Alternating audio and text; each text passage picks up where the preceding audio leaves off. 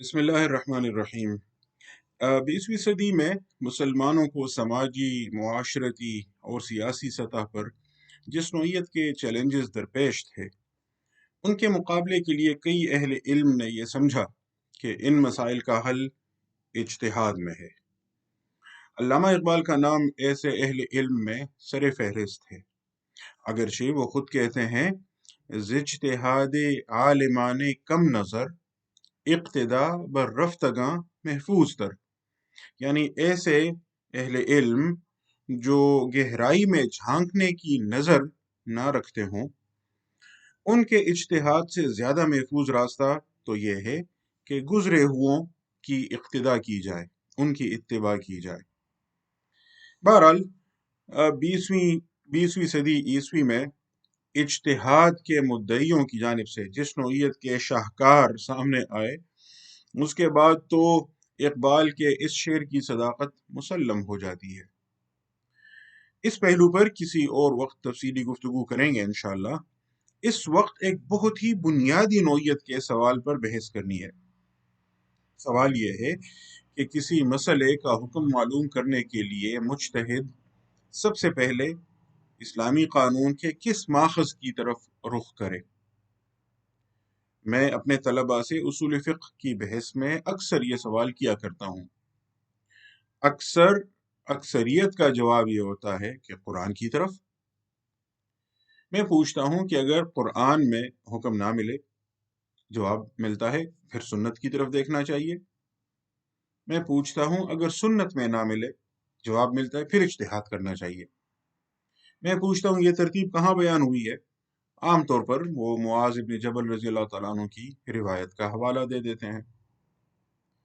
اس کے بعد میں پوچھتا ہوں یہ بتائیے کہ اگر قرآن میں حکم نہ ملے تو سنت کی طرف جائیں گے، لیکن اگر قرآن میں حکم مل جائے تو پھر کیا سنت کی طرف نہیں جائیں گے؟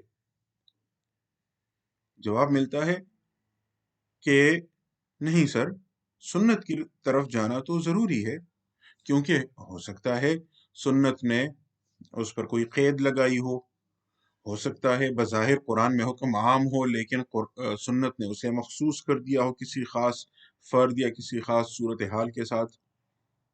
آخر سنت قرآن کی شرح کرتی ہے۔ اور بعض طلباء جو امام شافعی کے اصول کو فالو کرتے ہیں تو وہ تو یہ بھی کہتے ہیں کہ ہو سکتا ہے سنت نے اس حکم کو منسوخ کر دیا ہو۔ اور بھی بحثیں ہوتی ہیں جن سے یہ معلوم ہوتا ہے کہ قرآن میں حکم ملے تب بھی سنت کی طرف جانا تو ہوگا۔ میں پھر پوچھتا ہوں کہ اچھا آپ نے کہا تھا کہ اگر قرآن اور سنت میں حکم نہ ملے تو اجتہاد کریں گے۔ سوال یہ ہے کہ اجتہاد کریں گے کیسے؟ اگر قرآن و سنت میں حکم ہے ہی نہیں تو اجتہاد کس طرح کیا جائے گا؟ اس پر بعض طلباء قیاس کی طرف چلے جاتے ہیں، علت معلوم کریں گے، پھر وہ دیکھیں گے کہ وہ علت جو پہلے سے موجود مسئلے میں ہے اور اس حکم کی جو علت ہمیں معلوم ہو گئی ہے، کیا وہ علت اب یہاں نئی صورت میں پائی جاتی ہے یا نہیں پائی جاتی، تو یہ حکم بھی اس کی طرف ہم لے جائیں گے یا نہیں لے جائیں گے۔ تو کہتے ہیں کہ ہو سکتا ہے کوئی کہ یہ مسئلہ بھی ہے نہیں تو نہ ملے قرآن و سنت میں، لیکن ملتا جلتا کوئی کیس ہمیں مل جائے۔ میں ایسے مرحلے پہ ظاہر ان کو یاد دلاتا ہوں کہ ہر مسئلے میں قیاس نہیں کیا جا سکتا، ضروری ہے کہ وہ ایسا مسئلہ ہو جس میں قیاس کیا جا سکتا ہو، پھر علت معلوم کرنی، ظاہر ہے کہ ایک اس کے بغیر تو آپ قیاس کر ہی نہیں سکتے، اور پھر یہ کہ دونوں صورتوں میں کوئی مؤثر فارق نہ ہو، ڈسٹنکشن اگر ہو تو پھر تو قیاس نہیں کیا جا سکے گا۔ اس کا مطلب یہ ہے کہ دونوں مسئلوں کا ایگزیکٹ میچ ہونا ضروری ہوتا ہے، اور اگر ایگزیکٹ میچ آپ کو قرآن میں یا سنت میں نہ ملے تو پھر اجتہاد کیسے کیا جائے گا؟ بعض ذہین طلباء ایسے موقع پر اسلامی شریعت کے قواعد عامہ، قواعد فقہیہ کا ذکر کرتے ہیں اور کچھ مقاصد شریعت کی طرف بھی چلے جاتے ہیں۔ بات جب اس مرحلے پر آ جاتی ہے تو پھر میں پوچھتا ہوں کہ آپ نے اس صورت میں تو اجتہاد کا ذکر کر لیا جب قرآن میں یا سنت میں نص میں حکم موجود نہ ہو، لیکن کیا نص میں حکم کی موجودگی کی صورت میں اجتہاد نہیں ہوتا؟ کیا اجتہاد صرف اس صورت میں ہوتا ہے جب نص میں حکم موجود نہ ہو؟ کچھ طلباء ایسے ہوتے ہیں جو کہتے ہیں کہ نص کی موجودگی میں اجتہاد نہیں ہو سکتا، وہ قاعدہ بھی ذکر کر لیتے ہیں لا اجتہاد مع النص۔ اور کچھ دوسرے طلباء نص اور اجتہاد کے مفہوم میں الجھ جاتے ہیں۔ میں پوچھتا ہوں، تفصیلی بحث میں جانے سے پہلے مجھے یہ بتائیے کہ نص کا مفہوم متعین کرنا یہ اجتہاد کے مفہوم میں شامل ہے یا نہیں؟ یہ کام اجتہاد کے دائرے میں ہے یا نہیں ہے؟ نص کا مفہوم متعین کرنا۔ تھوڑی بحث کے بعد تقریباً سارے ہی مان جاتے ہیں کہ ہاں یہ تو اجتہاد کا پہلا دائرہ ہے۔ سب سے پہلے اجتہاد میں یہی تو ہوتا ہے کہ نص کا مفہوم متعین کیا جائے، اس کے بعد ہی آگے بحث بڑھ سکتی ہے۔ تو پھر میں پوچھتا ہوں کہ اگر ایسا ہے تو پھر یہ بتائیے کہ اگر آیت یا حدیث کے مفہوم پر، اس نص کے مفہوم پر فقہائے کرام کا اتفاق ہوا ہو تو کیا نئے اجتہاد کے ذریعے اس مفہوم سے انحراف کیا جا سکتا ہے؟ یہاں سے بحث اجماع کی طرف مڑ جاتی ہے۔ میں ان سے پوچھتا ہوں کہ اگر اجماع کی مخالفت ناجائز ہے تو کیا مجتہد کو اجتہاد سے بھی پہلے یہ متعین نہیں کرنا چاہیے کہ جس مسئلے پر وہ اجتہاد کرنا چاہتا ہے کہیں اس پر اجماع تو نہیں ہوا؟ یعنی نص کا مفہوم سب سے پہلے متعین کیا جائے گا، یہ اجتہاد کا پہلا کام ہے، پہلا دائرہ ہے۔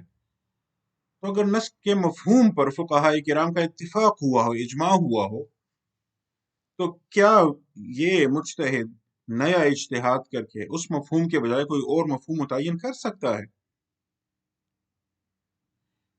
کیا وہ امت کی 1400 سالہ تاریخ میں پہلا خوش قسمت انسان ہے جسے قرآن و سنت پر غور کرنے کا موقع ملا ہے، یا قرآن و سنت کا صحیح مفہوم اس کی سمجھ میں آ گیا ہے؟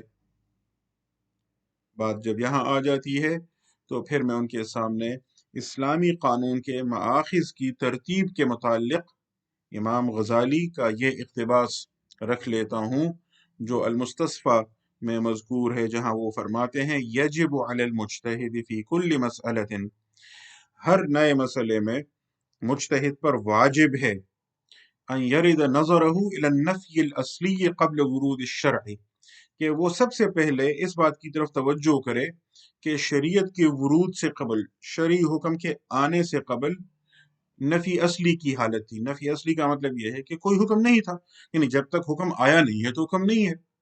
تو پہلے تو وہ اس نیگیٹو پوائنٹ سے شروع کرے گا کہ اس بارے میں حکم نہیں ہے، یعنی وہ پہلے سے ڈیسائیڈ نہیں کرے گا کہ یہ واجب ہے، حرام ہے، مکروہ ہے، ریکمینڈڈ ہے، کیا ہے، بلکہ وہ اس طرح شروع کرے گا کہ ابھی اس نے پہلی دفعہ حکم معلوم کرنا ہے۔ اچھا، یہ اس کی پہلی پریزمپشن ہوگی، یعنی وہ پری کنسیوڈ نوشنز کے ساتھ اور بائسز کے ساتھ نہیں جائے گا۔ ثم يبحث عن الأدلة السمعية المغيرة۔ اچھا، نفی اصلی یہ پہلی پریزمپشن ہے کہ اصلاً یہاں سے وہ شروع کرے گا کہ کوئی حکم نہیں ہے، اب ہم دیکھنا چاہتے ہیں شریعت کا حکم کیا ہے۔ تو اب وہ یہ دیکھے گا کہ جو سمعی دلائل ہیں، یعنی قرآن و سنت اور اجماع، جو ہمیں روایت سے یہ چیزیں ملی ہیں، تو وہ ان مآخذ میں دیکھے گا کہ کیا اس نفی اصلی کو کسی دلیل نے تبدیل کر لیا ہے، کیا قرآن کی کسی آیت نے، کیا کسی حدیث نے، یا کیا ہمیں اجماع سے معلوم ہوتا ہے کہ یہ نفی اصلی ختم ہو چکی ہے اور کوئی حکم اب ہے، واجب ہے، حرام ہے، جو بھی ہے۔ اب یہاں وہ کیا کرے گا؟ فَيَنْظُرُ أَوَّلَ شَيْءٍ فِي الْإِجْمَاعِ، تو سب سے پہلے وہ دیکھے گا اجماع کی طرف۔ امام غزالی فرما رہے ہیں فَإِنْ وَجَدَ فِي الْمَسْأَلَةِ إِجْمَاعًا، تو اگر اس مسئلے میں اسے اجماع مل گیا، تَرَكَ النَّظَرَ فِي الْكِتَابِ وَالسُّنَّةِ، تو وہ پھر قرآن اور سنت میں حکم تلاش کرنا چھوڑ دے گا، کیونکہ وہ مسئلہ تو پہلے ہی سیٹل ہو چکا ہے۔